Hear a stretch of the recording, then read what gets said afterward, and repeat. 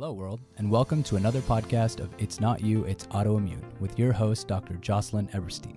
Dr. Jocelyne Eberstein has over 25 years of experience as a doctor of Oriental medicine, medical acupuncture, and functional medicine practitioner. As a community, we are stronger and wiser. You got this, America, where good health is just a podcast away. Welcome to a new episode of our Health and Wellness podcast. It's Not You, It's Autoimmune. I'm your host, Dr. Jocelyne Eberstein. And today's episode is super exciting. I'm thrilled to have him on. I used to see our guest at chiropractic seminars. I'm an acupuncturist. And I remember him asking us, what do you think about this title, Chicken Soup for the Soul, right? Isn't that a great title, right? So since then he's turned into America's best buddy, right? Best friend. He's a best-selling author, motivational speaker, philanthropist, Mark Victor Hansen, and he wrote a fantastic book with this gorgeous loveliness. Yeah, look how pretty it is, right? Crystal Dwyer Hansen, and it's entitled Ask, the bridge from your destiny to your, from your dreams to your destiny. That was what you taught about all your life. And it's a guide to help you discover your destiny, mobilize and move towards it, and manifest blessings, not only for yourself, but for others, which is really the most important part of it. And so, I was reading a description online, and it said, it was so beautiful. It was an affirmation. It said, you matter. Your world needs you. It needs you to find your destiny and live it. You have to do this for the world. So start crossing the bridge to your destiny today. Welcome, Mark Victor Hansen and Crystal Dwyer Hansen. I'm so happy to meet you. I was I can't wait to meet her. That was the main thing. Oh, that's so sweet, Jocelyne. Well, I'm so happy to meet you. You're an awesome person, and we met through our mutual friend, David D'Arcangelo. I know. He's like the angel, isn't he? He's so Is sweet. that the best name ever? I mean, D'Arcangelo, right?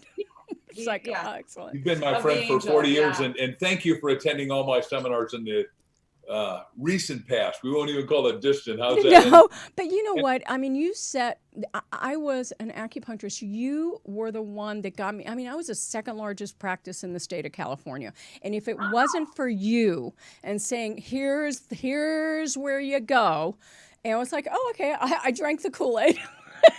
I didn't know I was doing it, but I drank it. It sounded good to me. It was inspiring. So thank you for that. I really appreciate it. And you got me on my purpose path. Thank you for drinking the Kool-Aid, so to speak, because that's really what we want. What we're saying is, look, our book Ask is about our destiny, is helping everyone find their destiny. And right now, because we've all been in this tragic cocoon for 7 or 8 months, it is time to have everybody a caterpillar goes into the cocoon, the chrysalis, and breaks out into a high-flying butterfly.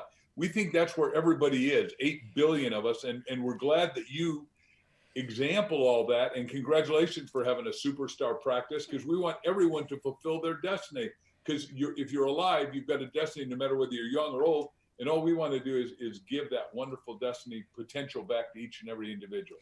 So in the conferences, in the seminars, do you know what you used to say? Ask till you get the yes. That was your mantra. Wait till you get the yes. Be like a kid. I mean, it was so sweet, honestly. So Crystal, I wanted to know, what inspired you to write the book, and why is it so timely now? Well, Mark, and I'm a transformational life coach and clinical hypnotherapist, and all of my work has to do, transformational work is all about that self-reflection, right? And self-reflection is all about asking. It's about asking yourself. And Mark and I determined that there are actually 3 channels through which we need to ask to discover our destiny, to unleash our destiny. And those channels are ask yourself, ask others, and ask God. And each of those channels is equally important. And what we found, we're so privileged, Jocelyne, to travel the world, meet so many amazing people. But what we started noticing is that there were many people who were just so talented, had so many skills, so likable, so much potential, but yet for some reason they weren't reaching their full potential. You're looking at a guy going, he could be running a city, or she could be running a company, be the CEO. they're so skilled? Why are they falling so short of their dreams and destiny?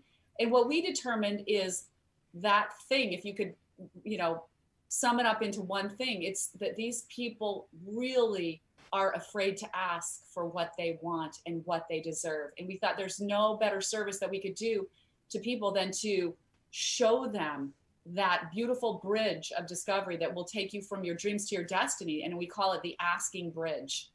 So Mark, when I drank the Kool-Aid and followed your lead, I kind of skipped over this ask thing. I never asked. I just okay, let's do it, and so I wanted to know what are the three channels and why are they important to have all three of them? Well, what happens is, because we're in this sequester time for the first time ever, what Crystal and I, like she was saying, discovered is we wrote everything we know about asking, because when we were trying to get out of problems, we found out there's only one way, like you saw in City Slicker. And that one way is learning to ASK, like you learned from me, to GET, whatever it is that your heart's desire is. So that's number one. And then number two is what we've discovered is that, because now we've had the book out, it came out April 28th, and the publisher called up when he had COVID and said, hey, you want to push it back? I said, no. I take adversity with Crystal and we turn into advantage forever. So what we want everyone to do is get a copy of Ask and then buddy up with somebody and go through every question in the book. So, because you got to ask yourself, like she said, ask others and then ask God. And we teach it at depth. And what's happening is that, like the other day, we got 121 letters in one day from people that have had life transformation, because you've got to start asking yourself, wait a second, like today, 80,000 people got laid off. And last Friday, 60,000 got laid off permanently forever in the airline business. And they are not having somewhere to go back to. So we got to repivot, reinvent. And the only way to do that is go to the depth of your soul and ask. And I teach an entrepreneur takes low value, makes it high value to him or herself and the marketplace by solving a problem, fixing it for a vast profit. And we're saying every one of us has got to do that. And it probably includes at least 4 billion of the 8 billion people alive. So a lot of people that are in a bricks and mortar business are having to figure this out and having to pivot. It's really difficult. But you also in the book said that there's blocks. People have blocks from really finding their, from asking and then from finding their destiny. So what are those blocks? And I wanted to know, because there's 7 of them, what are the ones that are glaring, the glaring blocks? Because I never knew how to ask, never have asked.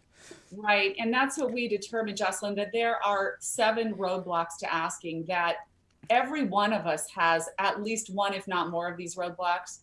And I would say the 2 most prevalent ones are, number 1, unworthiness. People walk around with this sense of unworthiness, and it's really just conditioning from our childhood that somehow makes us believe at a subtle level we might not deserve better. And so it's so important to get over these roadblocks and understand that everything in life, every potential is already seated within us. It's just ours for the taking if we're willing to dive in courageously and start asking the right questions. Another one is fear, just that, fear, just like sheer terror of asking anyone anything because you're afraid of rejection. And I think the reason people are so afraid of rejection is because human beings need love. And somehow we feel at some subtle level, if someone says no to us, it is them withdrawing love from us or withdrawing approval. And so the minute we start to understand those things and understand that those things aren't true, it opens the gateway for us to give ourselves permission to start asking for every single thing. And I think one of the other really important ones is naivete. A lot of us don't ask because we simply do not know what is out there for us. And I tell this story in the book about this woman who worked for us from the Philippines when my children were very young. She'd come every day and cook these beautiful dishes for us, and we'd try all these new foods. And one day she showed up with this fruit and cut it up on a tray and gave it to me and said, try this, Crystal, it's so good. So I bit into this orange juicy fruit and I'm like, this is the best fruit I've ever tasted. What is this, Imelda? And she said, it's mango. And I was like, mango? How come I've never tasted mango before? I've traveled all over Europe. I've been to so many places, been to Mexico a whole bunch of times. And I thought, what else am I missing in life? Because I'm naive. I just don't know that it's there for me. What people am I passing by every day that might be the best relationship I've ever had, the best friendship, the best business partnership or business opportunity that I'm walking past every day? And all of us do this. We kind of stay in our own naive space and stop asking. We stop being, this is the curiosity piece that we talk about. And that goes back to our childhood. And I'd like to talk about that a little bit, but being wildly curious about life is what really starts. It's another way that asking starts to open up our lives. What is that? What could it mean? Is there something there I haven't seen before? Question everything, right? And there are more roadblocks we can talk about, but I think those are three of the really important ones that we need to focus on. And I Mark, a lot of what you teach is that the only person that says no is you, actually, right? My husband says, you don't ask, you don't get. It's like, honestly, so it's about really just having faith. Like, and this is another issue that I find in my population, my patient population. So I'm in the Hollywood, and the millennials, blah, blah, blah. Like, there is no faith, and you can't even say the word God in the treatment room. I mean, it's awful. So how do you get around that piece when you're, say, like going through the book or discussing or guiding somebody through this ask process when they don't have a belief system at all? And a lot of people have been raised with nothing, so there is no faith. How do you do that? What do you do with that? First of all, I'd like both of us to talk to it, but obviously, look, there's only one person, total intelligence, which is, I would call God, infinite intelligence, infinite wisdom, infinite beauty, infinite love, infinite possibility, that flung the stars into the sky and made this thing called a universe, what scientists say is 15 billion years ago. And not one of those millennials can take a clump of dirt and do any of that. And what's trouble is that they are believing in transhumanism, and they're believing that a chip can make you, and they're misunderstanding, and they haven't got a basis in a lot of awareness. So one of the things that we're doing, and then I'll have Crystal talk to it, is that we're sharing insight into understanding God in you, so you can understand universe better. Because if you don't have faith, you'll fall for anything, right? And the old thing in politics from Thomas Paine is, if you don't stand for something, you fall for anything. Well, I will stand, and I will discuss, and I will argue and debate anyone about God versus not God. And we've been on a couple of shows, and curiously enough did that. And not only am I a total absolute believer, and we happen to be Christian, but we, and when I was a student in graduate schools, they sent me to India, and I studied all the theologies of Asia. And so I'm pretty contemporarily wise, but everybody totally advertently thinks there's one universal intelligence. Would you add to that? Well, I would just say, there's no question about our faith. I mean, we've just had so many personal experiences, miraculous experiences that reveal the miracle of God and God's perfect universe every day, right? But I would say for people who have a hard time, they just don't understand how to believe. They've never had any experience with that. It's interesting. Dr. Gary Schwartz from the University of Arizona wrote a book called The GOD Experiments. And he's talking about, just chaos theory and the idea that random, the universe was just randomly created. And so he actually did these scientific experiments that proved, that there's no way the universe, in its exquisite beauty and wonder and excellence, could have randomly fallen together. And it's just such an interesting read. And for people who don't have faith or don't have a belief in anything, I would just say, suspend your disbelief and look around you and try to see the miracle in every part of life, in living trees and a baby being born, and the way a mother horse gives birth to a foal and instantly she's snuggling him and protecting him. There's something and standing, and he's running, and there are so many miracles in this universe. And I tell my patients, because I came from a nuclear medical background, So I tell my patients, you know what? Quantum physicists believe there's a God, there's an organizing force. You must be smarter than them. That's what I tell them. I mean, it's like, Right. I don't get it, right?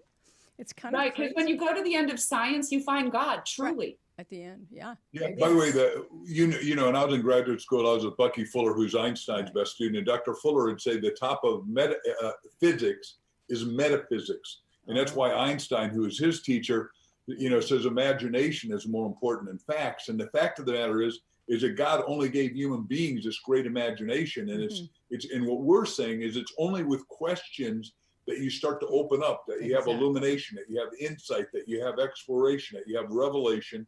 And what happens is that each and every one of us has got to have that. And I love your question, by the way, because it's interesting. Two things I'm going to say. One is, for 22 years, we worked in China, and the questions that were always asked, originally I'm, paid this whole fortune, and she's paid a fortune. They never asked about how to build a business, because they're good business builders. They asked starting with her, every question about God, because their culture teaches atheism and agnosticism, neither of which work.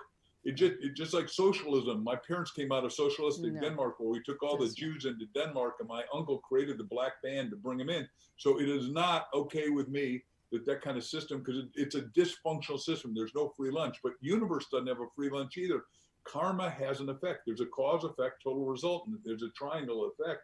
And what happens is that God is the ultimate causeless cause. There's no other cause. So when people and millennials, and we've got 5 kids and 6 grandkids in our family so far, and more coming, we think, but we're saying that the millennials, ours have been given a deep, rich spiritual base, and we cover spirituality. And I'm sorry that so many parents are not studying spiritual stuff, because spirituality makes the world work. The spiritual runs the mental, which runs the physical, which runs the result, which you, as a great doctor and friend, absolutely have to believe. And that you're just the intermediary with either chiropractic or acupuncture to facilitate that beautiful I'm healing. the messenger. That's up, it. down, inside out. I think you believe that. Yeah. So, Mark, with these economic times, they're just horrible. The recession, then you've got the political and social, just this polarization and the global pandemic. It's like a lot of people feel like the world is just, like the cards are just stacked up against them. It's horrible. So what do you suggest to really get them back to a place where they think they even can think to seek help? Or to, from the universe, or that there's a possibility? Like, how do you get them back on track like that when they're just negative? They're desperate. They're in this place where they want to pull the covers over their heads. By the way, first of all, I felt that way in 1974. I went bankrupt, lost $2 million in one day, slept in front of another guy's bedroom in a sleeping bag for 6 months, and then all of a sudden it came to me, because remember, we're saying ask yourself, ask others, ask God. I asked myself, what do I want to do? And what I said is, oh, wow, I want to talk to people that care about things that would matter, that make a life-changing, transformative difference. And I asked my roommates, and I said, look, there's a young guy speaking out here who's not famous, not a doctor, not a lawyer, not a celebrity. And I went and I heard him, got wowed, said, tell me how to do this. I did 1,000 talks to you the first 3 years. But as you are working on yourself, you transform. So those people that are feeling despondent, I'm going to beg them to read this book, number one. And number two, go to my website, markvictorhansen.com, and also go to crystaldwyerhansen.com and get some of our free stuff, because it'll help you transform. Because when I went bankrupt, the one thing that saved me is I had a big tape recorder, and I listened to this one tape again and again and again. Back then, we didn't have little in-service cassettes in cars and that, by Cabot Robert, and called, you're either the creature circumstance or the creator. And I thought, I created this bankruptcy? You're kidding me. The economy, the New York Times did it. I was living in New York, built the Wall Street Rec Club, all kinds of cool stuff. But it wasn't them, it was me. And that's what Crystal is a master maestro of, saying, hey, look, it's not the out there, it's in here. And so what we got to do is work on ourselves. And when you resurrect, then you'll see it's not the economy, it's not the government, it's not politics, it's not your neighbor, it's not your relatives. It is you, that can transform your whole world. Like you've done one of the biggest practices in the world in California, which is 40 million people. So God bless you, pat you on the shoulder. Right. Thanks. That was because of you. So in the book, Crystal, you talk about kind of the quality of the ask, and and Mark probably talks about the size of the ask, right? Right. Size matters, right? That matters. So big. that really you say resonated the size with of me. your question determines the size of your right. The result. Sorry. So could you tell us a little bit more about that, about the quality of the ask? Like, how do we bring quality into it? Right. It is so important, and especially at this time, because there is truly no mechanism that has the ability to reveal what is hidden, like asking. And right now we're all stuck, we're confused, we're lost. There's so many changes. So it's the time we need to sit with ourselves, by ourselves, with our journal, with these questions, and start asking those questions. And what we say in that reflective journey, there are really 3 critical phases, I want to say. So the first phase is, where am I now? This is a great time to analyze. You know, a lot of people were running through their lives before this COVID hit and really weren't liking the results, weren't happy with what they were doing, had been thinking for a long time, you know, maybe I'm off track, maybe I should be doing something else. Well, now there's kind of this giant opportunity to reset. So it's time to say, where am I now? You know, and all the little sub questions that come under that. Am I enjoying my life? Am I fulfilling my destiny?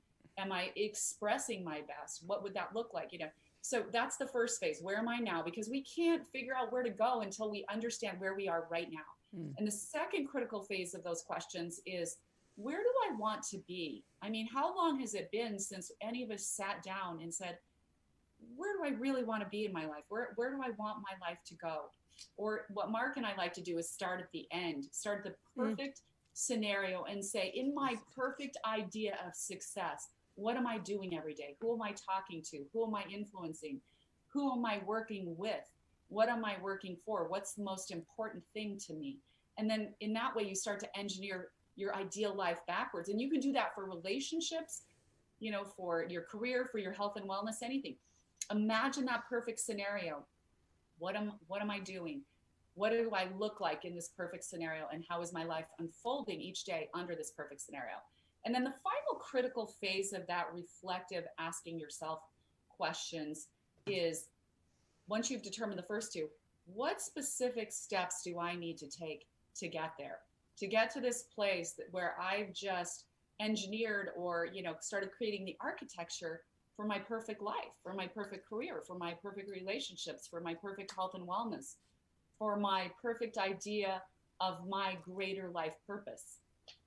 It's that, I mean, honestly, like when this pandemic hit and I was at the time flirting with, you know what, it's time to get off your feet, not practice as much, and you need to have a wider span, you know, a bigger reach. Yeah. And so I feel like this pandemic has created opportunity, if you look at it that way, honestly. So my mission statement, and because of Mark, thanks, it's to change global health. That's a big ask, right?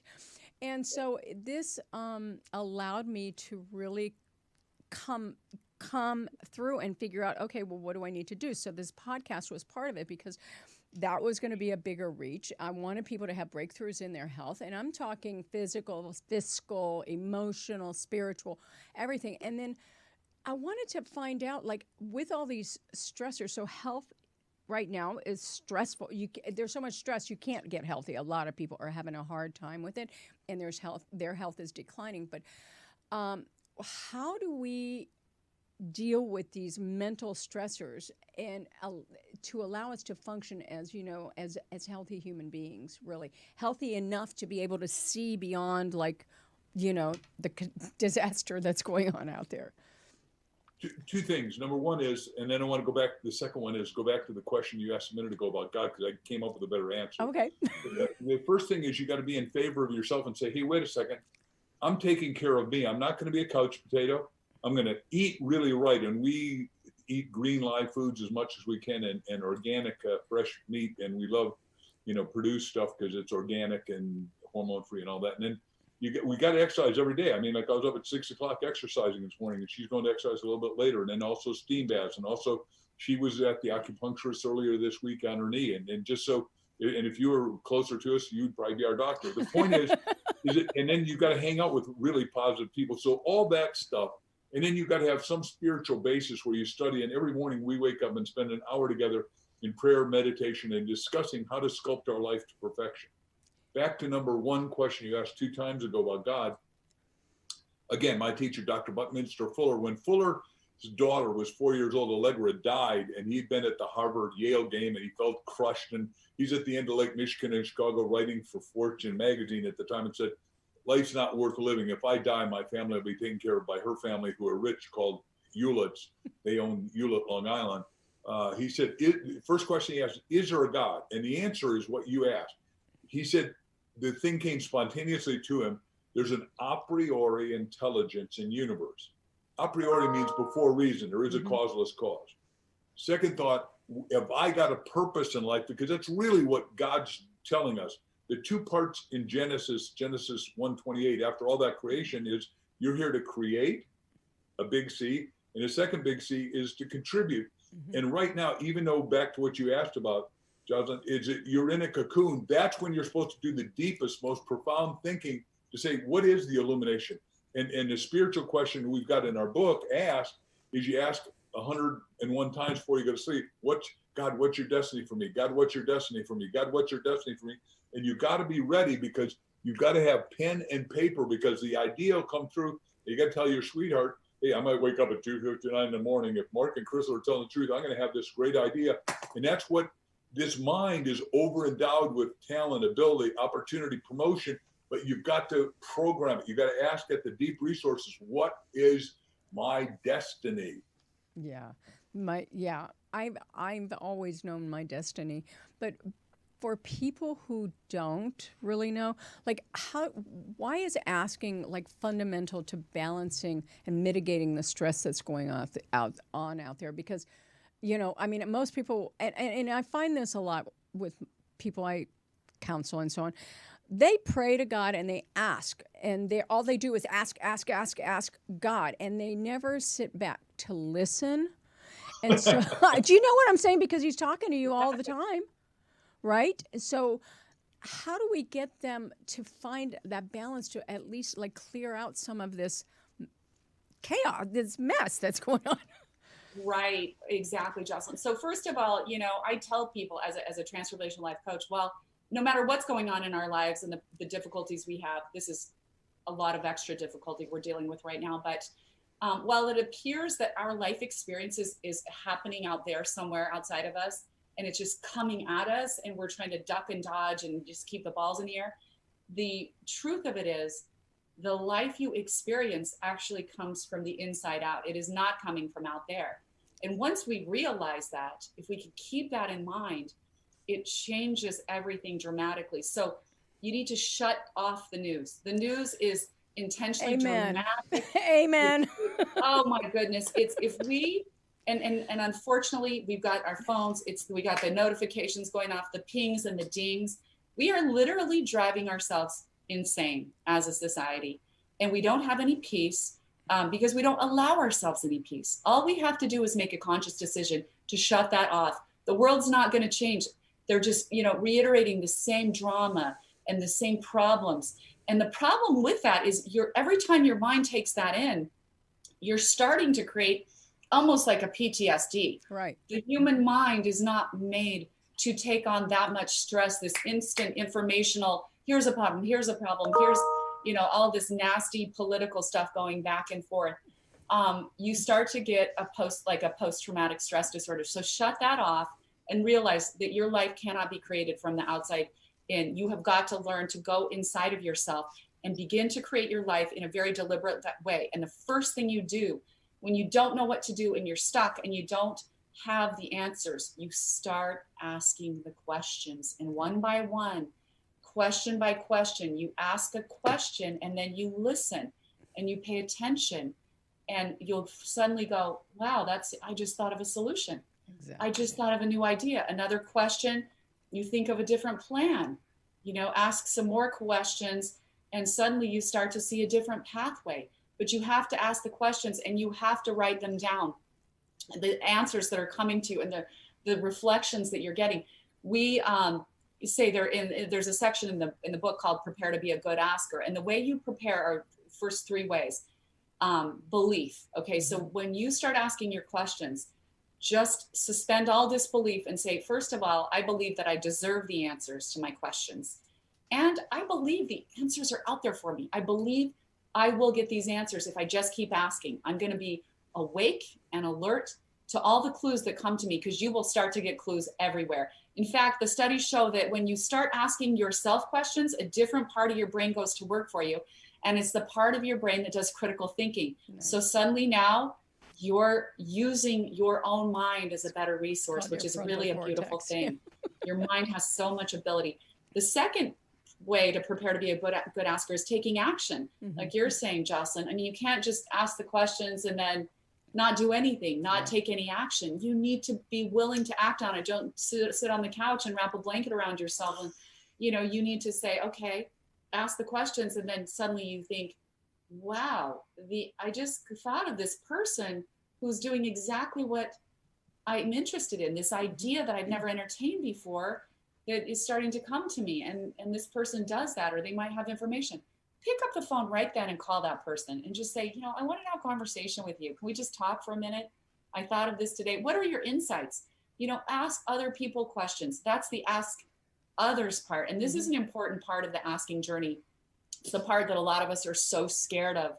We're so scared to ask anyone for anything. And the studies that we looked at show that people going into an asking situation have the perception that people will think they're stupid, uninformed, ignorant if they ask something, or that they're pushy and obnoxious if they're asking for a favor or some assistance.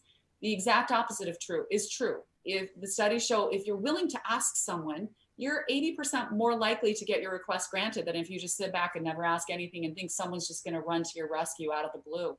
It doesn't happen. You have to be proactive on your own behalf and be your own best advocate and go ask. And someone might reject you, but you'll be closer to the next person who's going to have the answer. And it's important to remember, don't personalize those rejections. It's usually just more about the person that you ask. They just don't have the information, or they're not in a position to help you. And that's okay. It's not about you. It's about them. Just keep asking for what you want. Stick to your guns. And then the other part of preparing to be a good asker is visualization. You have an imagination that is so magnificent. No other animal can imagine.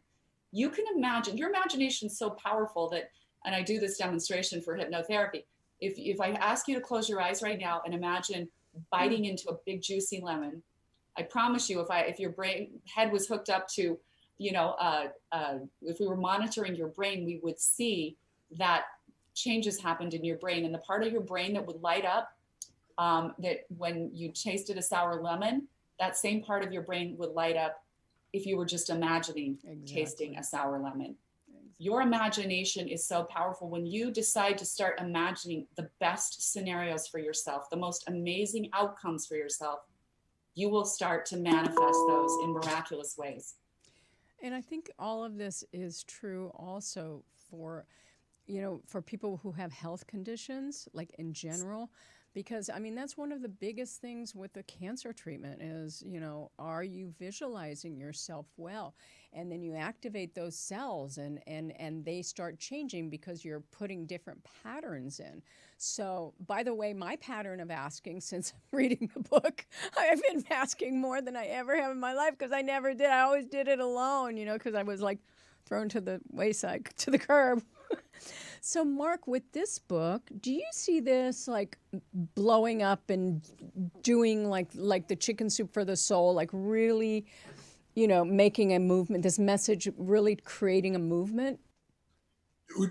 I love your questions. They are just wonderful. And the truth is that chicken soup, as we said, sold over 500 million, 500 million books. And my goal, which is outrageous, because I said, as long as you're going to set goals, set outrageous goals. And I wanted to sell 1 billion books during or after my lifetime, but I think it'll be during my lifetime. So yes, we have lightning in a bottle for a second time. And because podcasting is one of your new outreaches and it's become ours. I mean, we listen to podcasts, but all of a sudden when our publisher called and said, do you want to push the back? I go, no. I take adversity turned into advantage. There's got to be some gold mine in here. We have now literally done 70 or 80 podcasts literally around the world, everywhere in America, like now with you in California and around the country, but Canada, UK, all of Europe and Africa and Asia. And we were on one with 10 million people in Vietnam. And the next morning I get called up by one of our best friends in LA, Ken Rutkowski, who said, you got to talk to the most important guy in the UK. He just watched you with 10 million people and says, I got to tell you what we're going to do about your ass. So the point is, what podcasting has done, which has gone way beyond, is literally expanded us around the planet. And because the only place you can guarantee to buy books is Amazon.com, everyone's going to Amazon. We want them to go there, get the book, and you can get it in any form you want. You can get it in a hardbound like this. It's a beautiful book, if you don't mind my saying. So you can get it in audio, you can get it in anything you want. The point I'm making is then go to askthebookclub.com, and we want to have a book club where we teach people to become what we call master askers, and everybody can grow, develop, and back to the most important thing, fulfill their potential and realize all their heart dreams. And it's not COVID that's going to stop you, it's you that's going to stop you. I think COVID is just a little nudge. That's it. It's a nudge. You know, you guys haven't. And honestly, you know, when I look at this, and that's why I launched a podcast, is because nobody was talking about, oh, by the way, take a little vitamin D. Oh, by the way, you know, we know about viruses. We gave people in Africa with HIV a little multivitamin, and it changed the course of, like, nobody's talking about it. And even Fauci used to say, oh, take vitamin C, vitamin D. Did you hear anything like that?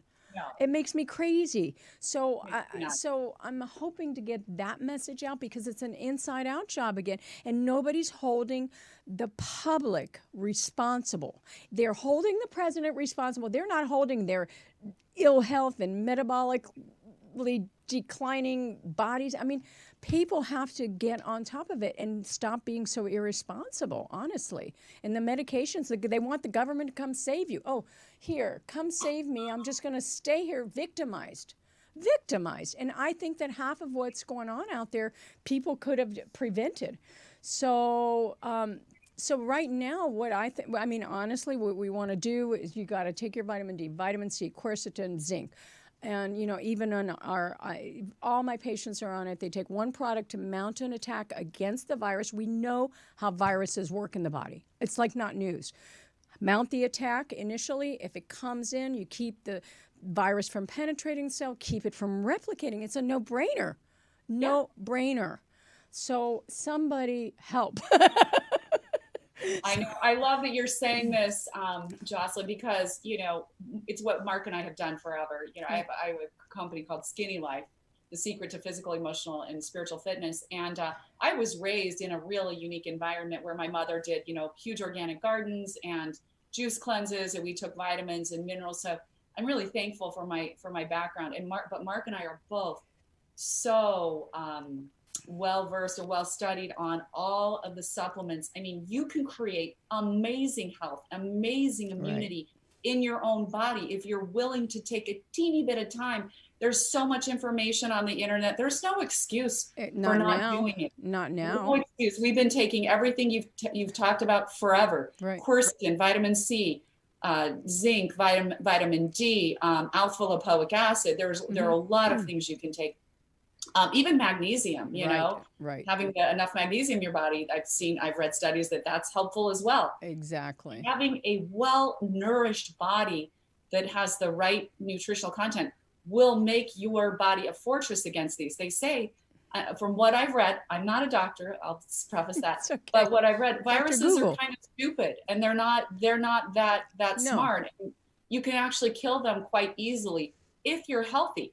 But if you're diabetic, if you're eating giant bags of nutritionless chips and Twinkies and Hostess cupcakes and whatever else, and pop and, drinking and eating fast food, that high calorie, high fat, low nutrition foods, that's going to make your body a very easy target for a virus. It's so hard, though, because the food industry has poisoned everybody and turned them into addicts. I mean, It's an addiction. It's not like, it hits that dopamine pathway in your brain, and you can't come. I mean, it's like a drug. I mean, even things like dairy, which is supposed to be so healthy for you. I mean, I've had people have DTs coming off of dairy. I'm like, come on. Isn't that amazing? It's like, oh yeah, because it's casomorphine. It hits morphine-like substances in your body, in your brain. Can you imagine? Anyway, Crystal, so how was it experiencing writing a whole book with your husband, who is a very strong, I would say that's I'm being modest, strong personality. How did you guys work together? You're strong in your own right, but he's a giant, right? So how was that working together on this book? It's so funny because it's such a great question, because we've never done it, and so we didn't know how it was going to go. and generally we get along so well, and we we wake up every day with sort of the same attitude that we want to make every day as amazing as it can be. So that's helpful that we have that with each other. But I think we both have our strengths, and we kind of just took the baton and ran with it in our own ways. I did a lot of the, sort of coaching type of writing. Mark was really good at setting up these great interviews, doing a lot of interviews. I'm probably the final editor on everything because I'm a really perfectionist kind of writer. And we just both, wrote like crazy and kind of did our pieces and then blended it together. We decided, obviously on the organizational structure of it, the things, the main points that were important, and flushed all that out in the beginning, and then just started filling in the pieces where we felt, each of us respectively were the strongest in those areas. Wow. So it worked amazingly well. I'm just good for you. Honestly, that's I'm amazing. I mean, it's amazing. So I'm looking forward to seeing more. Please. Well, let me talk to that, because I just told Crystal one of the crazy things we did, and you know it because you were in the seminars. I would say at the seminar, I want you to read Chicken Soup for the Soul, but I also know that every one of you has a chicken soup story in you, and I need you to write it to me. And by doing that in all those seminars, and Jack and I are both doing about 250 a year, we were manic killing about doing it, and that's why we sold so many books. But we got 5,000 stories a day. So everyone out there's got an ask story. And what we've decided is that this is the first book in what's going to be a series of sequels and prequels, and ask for love, ask for riches, ask for everything. So this is the first time we've ever said it, but read our book first so you understand the zone we're in. Right. And then write your ask story and send it to reception@markvictorhansen.com. And we will thank you for it for sure. Whether we use it in a future thing is up to how the quality of what you did. Just like you're saying, the quality plus the quantity with a positive mental attitude equals unlimited results. So what is your biggest ask? Is that your ask? I'm sure you guys have really big asks. So yeah, I mean, I would say we're asking. Do you want to go first? Go ahead. I'll go first. We want to have 1 billion people read Ask for the simple reason that if they read it and they go over it with one other partner, whether it's a spousal partner, a business partner, a colleague, or a student, or a mentor, or a mentee, we don't care what the position is. But if you go through every one of these questions, your life will transform. You'll get out of this cocoon and you'll go into the high-flying butterfly, because we're about to go into the most extraordinary times in history. And when you go to my website, you'll get free a book called How to Be Up and Down Times. And I'll teach, we're going to do 50 trillion from 2020 to 2030. And most people are going to miss it because they're not reading it. They're not thinking about it. They're not seeing opportunity is going to abound. And back in the Depression, 1898, what did we come up with? We came up with the automobile with Henry Ford. We came up with electricity with Edison. We came up with flying with the Wright brothers. And we came up with the telephone with Marconi, and then the same thing in 29 to 39. But right now, we're going to come out of this, and it's going into the most extraordinary time ever. I'm so excited. You guys, I could talk to you forever, and I'd love to have you back on the show because I got more. But I have to wrap it up. We're out of time. And so where do we find the book? So just go to Amazon.com, ask The Bridge from Your Dreams to Your Destiny. It looks like this. Yep, there you go. It's on audiobooks. You get the hard book. And it's only $16. I would say, if you know someone who's hurting right now, and this is my ask, please buy an extra one for them. I mean, there are a lot of people right now who maybe feel like they can't even spend the money on a book, even though it's $16, or the Kindle version, what is it, $10.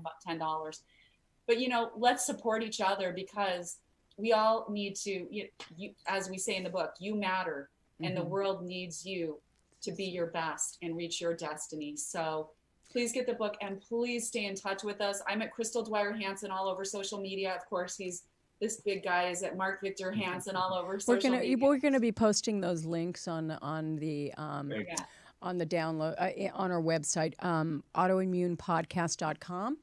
And I wanted to thank you one more time. It was such a pleasure having you, and I was so excited to have you. So You were too, and we're excited that we'll come back on in the future if you should have us. I love you guys, both of you. You're so beautiful together. So yeah, thank you. Over and out. So this show was made possible by eCenter Wellness, a nationally recognized wellness clinic. Learn more at ecenterwellness.com, and please check our past episodes on autoimmunepodcast.com, and check out our socials, Instagram, Facebook, and if you like this kind of content, follow, like, and share. Thank you again for joining us. This is Jocelyne Eberstein signing off from UBNGO Studios here in Burbank, which you guys didn't want to drive to. Until next time, be well and do good in the world. Thank you. It was lovely having you. Thank you. This is great.